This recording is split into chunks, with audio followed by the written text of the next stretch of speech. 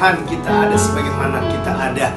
Kita sudah mendengar pujian yang indah tadi, dan saya percaya bahwa tangan Tuhanlah yang menolong hidup kita, tangan Tuhanlah yang memegang kita, dan tangan Tuhanlah yang menyediakan segala sesuatunya yang tidak ada menjadi ada. Saudara yang dikasih dalam Tuhan, mari kita berdoa sehingga program ini boleh menjadi kekuatan buat setiap kita. Karena saya percaya bahwa firman Tuhan dimanapun diberitakan oleh siapapun, maka firman Tuhan itu akan mengubah hati, pikiran orang-orang yang percaya. Haleluya. Kita berdoa.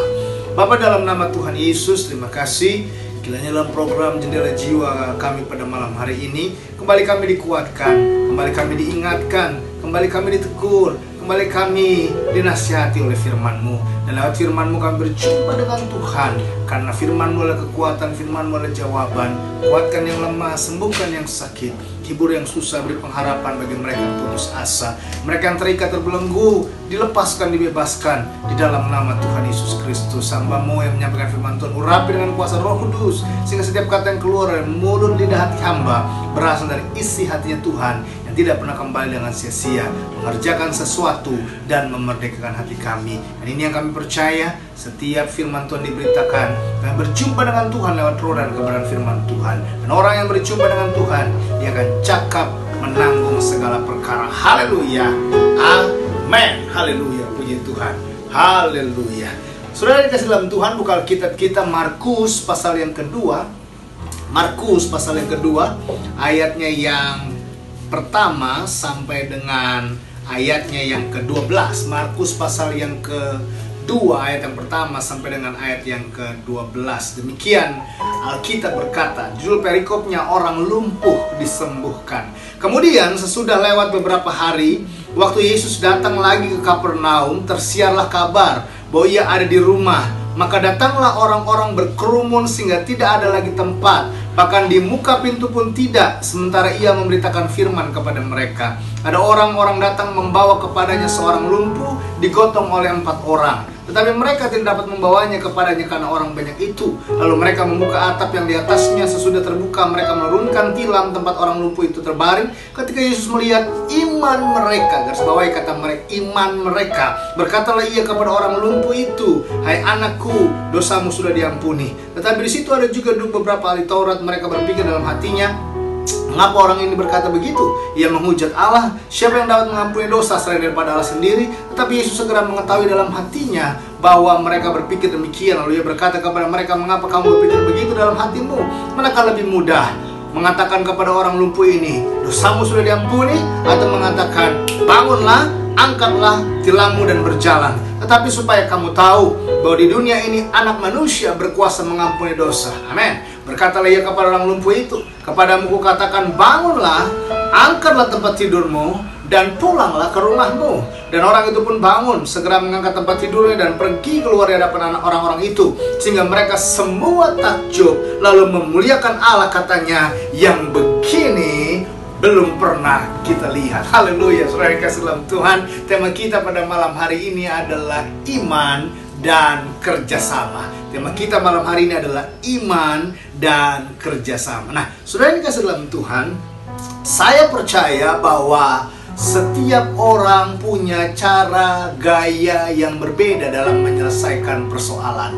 Saya percaya bahwa setiap orang punya gaya dan cara yang berbeda dalam menyelesaikan persoalan. Nah, ketika Yesus sedang mengajar pada waktu itu, lalu kemudian ada orang banyak datang di situ, lalu kemudian ada seorang yang lumpuh digotong oleh 4 orang rekannya, dan apa yang terjadi, saudara yang dikasih dalam Tuhan, merupakan masalah buat orang itu, dan juga merupakan masalah khusus buat Tuhan Yesus pada waktu itu. Kenapa saya sebut masalah khusus? Karena saudara yang kasih dalam Tuhan, bayangkan dia sedang mengajar tentang firman Allah, lalu tiba-tiba atap langit terbuka, lalu kemudian turun seorang yang sakit lumpuh dari atas dengan tilam, dan orang banyak di bawah melihat itu, saudara yang kasih dalam Tuhan.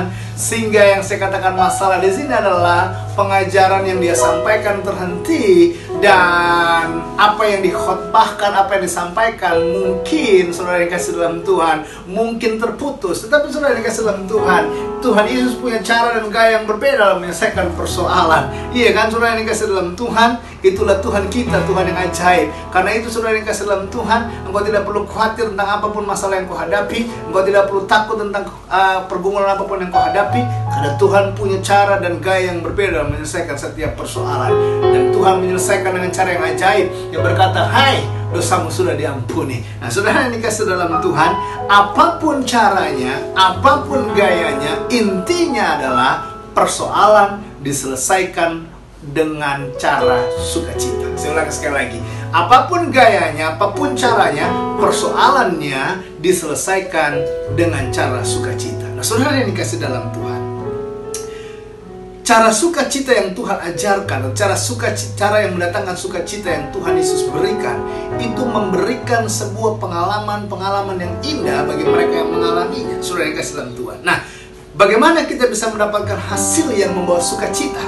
Yaitu salah satunya dengan kerjasama. Coba saudara lihat, orang yang lumpuh tadi, dia sudah menyerah, dia tidak bisa datang kepada Yesus. Lalu kemudian rekan-rekannya tidak menyerah, rekan-rekannya kasih semangat, rekan-rekannya bilang, udah nanti kita yang bawa deh, pokoknya gini, nanti ngerepotin, udah enggak, lo tenang aja, pokoknya kita yang bawa deh, yang penting lo sembuh. Saudara, ada banyak orang ketika dia sakit dia ngerasa minder, kita nggak mau ngerepotin orang. Ketika dia sakit dia ngerasa nggak mau ngebebanin orang.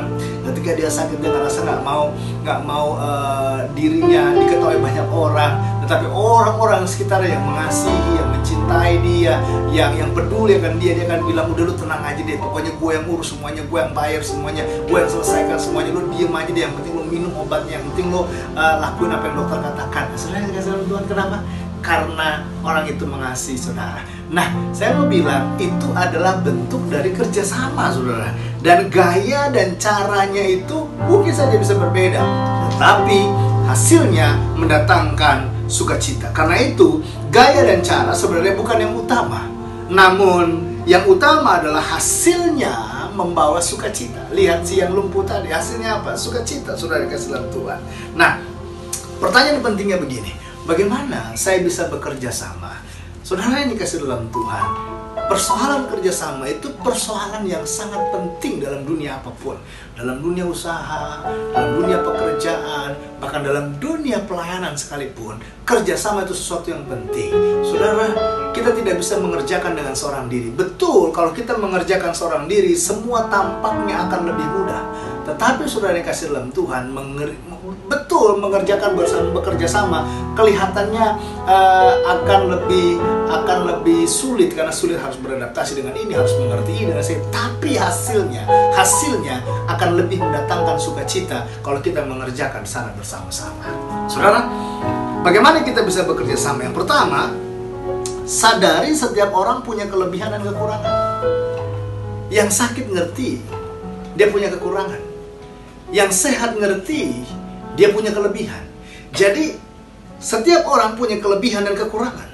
Nah, fokusnya bukan kepada hasil, atau fokus kita kepada hasil bukan kepada kelebihan dan kekurangan orang. Jadi fokus kita kepada hasil itu bukan kelebihan dan kekurangan kepada orang, tapi fokus kita pada kelebihan atau kelemahan kita menjadi apa? Ketika kita fokusnya kepada kekurangan saja gitu ya, kita akan jadi kecewa. Kalau kita fokus kepada kelebihan saja, kita malah jadi berpuas diri dan tidak maju-maju. Tapi kita fokus kepada hasil yang mau kita capai. Apa sih yang saudara mau capai dalam hidup ini? Apa sih yang saudara mau kerjakan dalam hidup ini? Kalau saudara saat ini sedang melayani, apa sih yang saudara lakukan? Apa sih yang saudara capai dalam pelayanan? Nama besarkah? Dikenal orangkah? Apa sih yang saudara capai? Intinya adalah semua untuk kemuliaan nama Tuhan. Intinya semua untuk menyenangkan hati Tuhan. Karena itu bekerja sama lah. Bekerja sama dengan orang-orang yang Tuhan tempatkan di sekitarmu. Karena orang-orang ini bisa menjadi besi menjadi besi. Bisa menguatkanmu, bisa menopangmu, bisa menolongmu, bisa menyediakanmu jalan keluar. Haleluya. Haleluya. Yang kedua, saudara yang kasih dalam Tuhan, bagaimana kita bisa bekerja sama? Ingat prinsip kerjasama. Prinsip kerjasama itu apa? Bahwa sukacita lebih baik daripada bertengkar. Sukacita itu lebih baik daripada bertengkar. Jika kita melakukan sesuatu karena sukacita, maka yang pertama menambah ide-ide baru.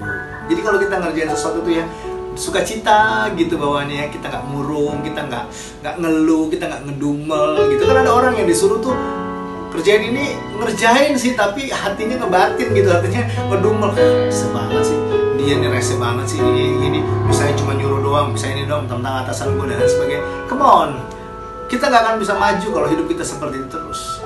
Iya kan? Sedangkan yang membuat kita nambah ide-ide baru, yang nambah semangat justru apa? Ketika kita mengerjakannya dengan prinsip tadi, bahwa sukacita lebih baik daripada bertengkar. Iya kan? Menambah teman, jadi ada tambah teman, jadi tambah relasi gitu. Sebaliknya jika kita terus bertengkar, maka menimbulkan perpecahan dan kehancuran, saudara. Jadi kalau cuman bertengkar, rumah tangga aja bertengkar terus lama-lama hancur. Rumah tangga kalau bertengkar terus lama-lama pisah. Rumah tangga kalau bertengkar terus lama-lama apa? Nggak ada kedamaian dan masing-masing sama bodoh gitu, saudara kasih dalam Tuhan. Tetapi ingat prinsip kerjasama bahwa sukacita lebih baik dari bertengkar. Yang ketiga, yang terakhir, ingat bahwa bagaimana kita bisa bekerja sama. Ingat bahwa sehati sepikir itu penting. Jadi bagaimana kita bisa bekerja sama? Yang ketiga adalah sehati sepikir. Sehati sepikir artinya hati dan pikiran memiliki tujuan yang sama. Kalau saudara bekerja, tidak boleh ada PT dalam PT, ya. Kalau saudara bekerja, dalam putusan hasil meeting rapat, yang dijalankan adalah plan A. Tidak boleh saudara ketika sudah diputuskan plan A, lalu saudara menjalankannya plan F. Nggak boleh. Kenapa? Itu namanya saudara tidak sehati sepikir. Tetapi kalau orang sehati sepikir, dia punya tujuan yang sama. Apa tujuannya? Yang sudah ditetapkan. Secara rohani, apa tujuan hidup kita? Bukan berkat saja, tapi menyenangkan hati Tuhan. Berkat itu otomatis. Waktu engkau taat, waktu engkau setia, pasti diberkati Tuhan. Tapi persoalannya bukan itu. Maukah kita menyenangkan hati Tuhan? Bisakah kita berkenan kepada Tuhan? Itulah tujuan hidup kita. Karena itu saudara, untuk kita bisa berkenan kepada Tuhan, dan itu tujuan yang Tuhan inginkan dalam hidup kita, maka kita harus memiliki sehati sepikir. Sehati sepikir, hati pikiran selaras dengan firman Tuhan. Apapun yang terjadi selalu ingat akan tujuannya.